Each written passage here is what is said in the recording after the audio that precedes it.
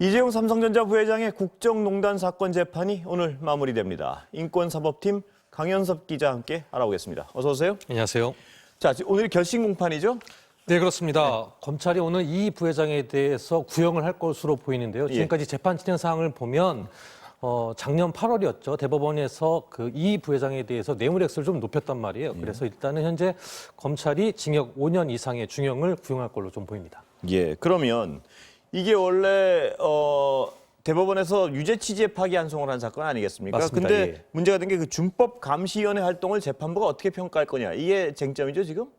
그렇습니다. 일단 그 이 부회장이 받고 있는 혐의가 예. 그 경영권 승계를 위해서 박근혜 전 대통령이랑 그 최순실 씨한테 뇌물을 줬다라는 예. 거였는데요. 이것이 이제 2심에서 일부 무죄가 나왔다가 작년 8월이었죠. 대법원에서 유죄 취지로 바뀌고 뇌물 액수가 86억으로 늘어났어요. 그렇죠. 예. 근데 보통 이제 그 뇌물 액수가 50억 이상이면 징역 5년 이상이 선고가 보통 되거든요. 예. 근데 이제 그 재판부가 이재용 그 부회장에 대해서는 삼성준법감시위원회를 만들어서 운영을 하게 되면 양형에 반영하겠다. 이걸 지난 1월 달에 밝혔단 말이에요. 예. 그래서 이것이 과연 대기업 총수한테 보통 적용되는 징역 3년에 집행유예 5년이라는 요 사모법칙의 그 봐주기라는 거에 대한 논란에 일단 들어가기 때문에 예. 그래서 일단 이것이 일종의 봐주기 아니냐 이렇게 지금 논란이 좀 되어 왔던 거죠. 그래서 그걸 어떻게 평가할지를 지켜봐야 되는 거죠. 지금 그 감시위원회. 예, 예.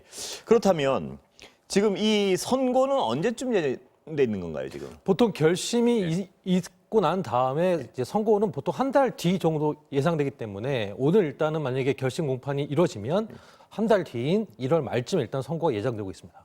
그러니까 다시 한번 그 부분 정리하면 대법원은 유죄 취지에 파기환송을 했는데 예. 지금 재판부는 준법감시위원회를 양형에 포함시키겠다. 양형 기준에 어떤 감안하겠다. 이렇게 얘기를 한 거고요. 그렇죠? 좀 쉽게 얘기하면 보통 양형 요소 여러 가지가 많잖아요. 예. 뭐 전과가 있냐 없냐, 뭐 예. 반성이 있냐 없냐, 뭐 이런 여러 가지 사항들이 있는데 진지한 반성, 양형 요소에 이제 진지한 반성이라는 부분이 있는데 이 진지한 반성에 삼성준법감시위원회를 만들어서 운영을 하게 되면 이걸 반영하겠다. 예. 그러니까 쉽게 말하면 이재용 부회장이 앞으로 위법행위를 하지 않을 것으로 보이기 때문에 진지한 반성에 해당되는 거 아니냐. 뭐 이런 쪽의 그런 논리인데요. 비판하는 쪽에서는 그건 완전 봐주기다 이렇게 생각하는 거고요. 그 부분을. 그러니까 특검이랑 여러 시민단체에서도 약간 비판했던 게 뭐냐면 이 정상 참작의 요소가 너무 과한 거 아니냐. 예. 그리고 이 이재용 그 부회장의 개인에 대한 범죄 행위를 왜 삼성이라는 조직에 그거를 만들어서 하냐 이런 예. 계속 비판을 해왔던 거였고 또 하나는 이게 보통의 그 현행 말 그대로 그 양형 요소나 이런 여러 가지 그 공고 협력에 따르면 집행유예가 나올 수 없는데 굳이 이거를 앞으로 그다음에 이재용 부회장이 진지한 반성을 했냐? 예. 일단 그 사건에 대해서 국정농단 사건에 대해서 진지한 반성했냐에 대한 부분도 확인되지 않았는데 앞으로 일어날 일에 대해서 미리 예. 이런 거를 만들어 가지고 한다는 것 자체가 조금 앞뒤가 안 맞는 논리가 아니냐? 뭐 이런 비판하는 쪽에서는 당연히 집행유예를 위한 어떤 약간의 봐주기 아니냐는 비판을 할 수밖에 없는 부분이 없지 않군요. 그렇죠. 예. 예. 다른 얘기 좀 여쭤보겠습니다. 그 동부구치소 상황 좀 전해주시죠. 예, 뭐 비판이 동부구치소. 많은데요. 예. 그 어제 이제 그 수용자가 이제 팻말을 들면서 살려달라고 일단은 뭐 호소했던 것이 많이 좀 이슈가 됐었는데요. 현재 지금까지 일단은 파악이 된 거는 그 동부구치소에 현재까지 확진자가 792명으로 나왔습니다. 그 첫 확진자가 발생한 게 지난달 27일이었고요. 어제 첫 사망자가 나왔고 그래서 오늘 일단은 4차 전수조사가 지금 예정돼 있는데 요거에 따라서 확진자는 일단 더 늘어날 가능성이 좀 보입니다. 지금 개각 발표 났지만 추 장관이 어제까지는 법무부 장관이었는데 어제서야 방문해가지고 이것도 약간 말들이 많았습니다. 예. 그렇죠. 왜냐하면 이게 첫 발생이 지난달 27일이었는데 이제 한 달이 넘어서 일단 추 장관이 처음으로 일단은 동부구치소를 방문을 했던 거였고 또 하나는 이제 국무총리까지 나서서 일단 사과를 했는데 주무 장관이 이거에 대해서 이런 방구 없고 아무런 입장 표명을 하지 않다 보니까 약간 직무유기한 거 아니냐라고 해서 한 시민단체가 경찰에 고발까지 한 상황이 있었습니다. 방금 말씀드렸지만 조금 전에 이제 개각 발표가 있었는데요. 박범계 의원을 법무부 장관 후보자에 내정을 했는데 추미애 전 장관이 됐죠 이제. 그렇죠. 어제까지도 SNS에 윤석열 총장 그 법원 판결을 굉장히 어떤 비판적으로 서술한 게 알려졌던데요. 어떻습니까? 그렇죠. 그러니까 그 법원 결정이 나온 게 지난달 24일, 예. 지난 24일 밤이었잖아요. 예. 밤이었고 그 이틀 뒤 동안 아무런 입장 표명이 없었습니다. 그냥 SNS에 간단하게 입장 표명이 있다가 어제 밤에 일단은 좀 자세하게 장문에 일단 글을 좀 남겼는데 핵심적인 요지는 뭐냐면 법원 결정이 논리적으로 납득이 안 된다. 그리고 약간의 법리를 좀 오해한 것 같다. 좀 쉽게 말하면 그 징계위 의결에 있어서의 정족수 부분이 뭐 기피 신청이나 이런 거에 따라서 의결 정족수가 일단은 그 재적 의원 7명 중에 과반수인 4명이 안 되고 이제 3명밖에 안 됐기 예. 때문에 의결 자체가 무효다라는 법원의 판단이 뭔가 법리를 오해한 거 아니냐 이런 취지의 그런 글을 좀 올렸습니다. 정한준 교수, 그러니까 징계위원장 직무대리 맡았던 분이 했던 논리랑 비슷한 논리죠, 이게. 그렇죠. 예. 그러니까 나흘 전에 그 정한종 직무위원장, 그러니까 그 징계위원장 직무대리도 똑같은 비슷한 입장을 내놨는데 예. 이것이 이제 사실은 앞으로 이제 그 항고나 이 본안 소송에서 좀 중요한 변수로 좀 등장하는 부분이라서 예. 그런데 정작 항고는 하지 않겠다 이렇게 추미애 장관은 밝히고 대신 국민에게 사과했죠. 예.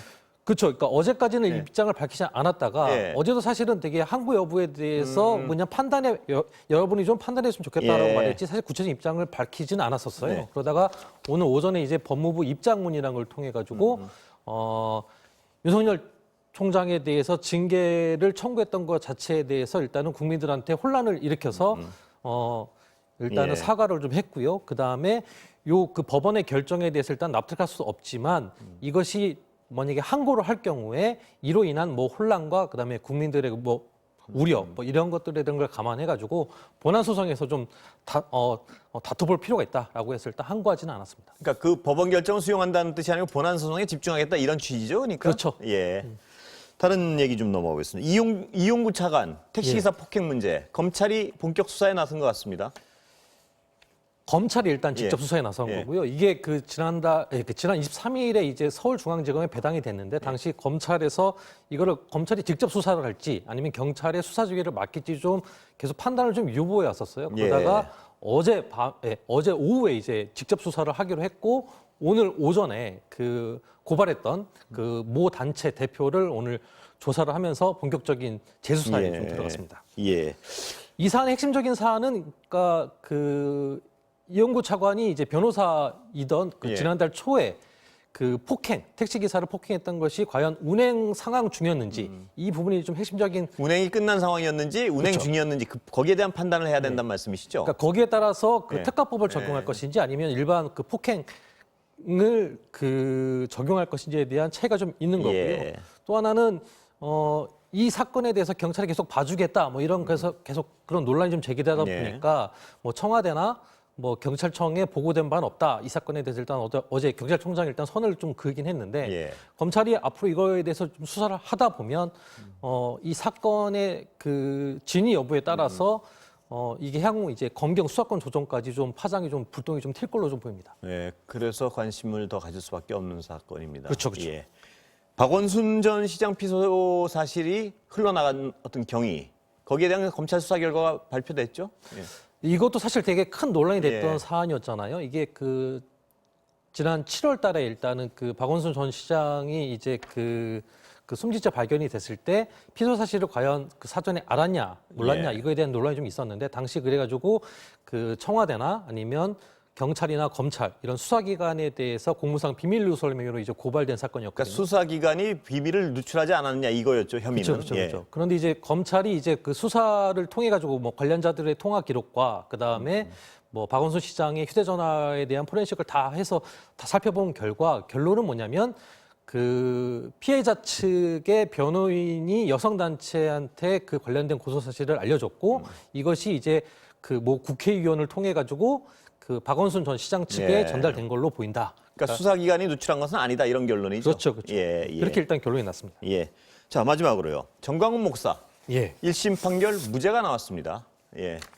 오늘 일단 예. 법원이 선고가 됐는데 일단 정광훈 목사 받고 있는 혐의가 크게 두 가지입니다. 하나는 이제 그 공직선거법상의 사전선거 운동 혐의와 문재인 대통령에 대한 명예훼손 이 두 가지 혐의인데 이제 공직선거법의 그 사전선거 운동 혐의 관련해서는 이게 지난해 그 12월과 올해 1월 초 사이에 있었던 이제 광화문 집회에서의 그 특정 정당 뭐 일종의 그 자유우파 정당을 뭐 지지해달라는 선언 이건데 이게 그 특정 그러니까 후보를 뭐 특정하지 않고 정당도 특정하지 않았기 때문에 그 사전선거 운동에 해당되지 않는다라고 판단했던 거였고 또 하나는 그 표현의 자유는 민주주의의 근간이다라고 해서 좀 폭넓게 인정해야 되는 거 아니냐라고 했던 거고 명예훼손 관련된 부분에 대해서는 그 공적 인물의 정치적 행보를 비판하는 취지의 의견 표명이나 뭐 과장된 그의 표현에 있어서 좀 약간 과장된 것으로 보이지 약간 명예훼손으로 보이지 않는다라고 해가지고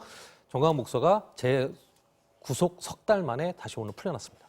최근 하여튼 줄줄이 어떤 주목을 할 수밖에 없는 판결이 잇따라 나오고 있습니다. 한번 여러 가지 판결의 의미 같은 걸 지켜봐야 될 것 같습니다. 오늘 말씀 감사합니다.